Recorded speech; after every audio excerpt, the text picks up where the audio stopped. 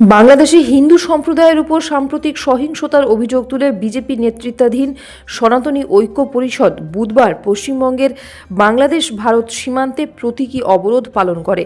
বিশেষ করে যুবক দীপু চন্দ্র দাসকে প্রকাশ্যে পুড়িয়ে হত্যার প্রতিবাদে এই কর্মসূচি আয়োজিত হয়।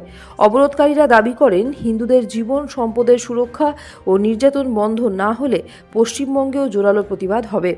উত্তর চব্বিশ পরগনার পেট্রোপোল বেনাপোল সীমান্তে জয়ন্তীপুর বাজার থেকে শতাধিক লোক মিছিল নিয়ে এগোলে বিএসএফ ব্যারিকেড করে আটকে দেয়। বিজেপি বিধায়ক অসীম সরকার ও অশোক কীর্তনিয়ার নেতৃত্বে তারা মালবাহী ট্রাক আটকে প্রতীকী অবরোধ করে এবং বাংলাদেশে পণ্য রপ্তানি বন্ধের দাবি জানায়। পরিষদ নেতারা বলেন, বাংলাদেশের ইউনূস সরকার ও মমতা বন্দ্যোপাধ্যায়ের সরকার এক হয়েছে, তাদের প্রতিহত করতে হবে।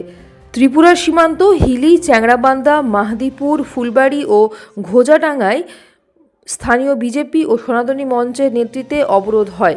তারা সীমান্ত বাণিজ্য বন্ধের দাবি তোলে। প্রসঙ্গত, ভারত বাংলাদেশ সীমান্তে 4096 কিমি দীর্ঘ, বিশ্বের ষষ্ঠ দীর্ঘতম।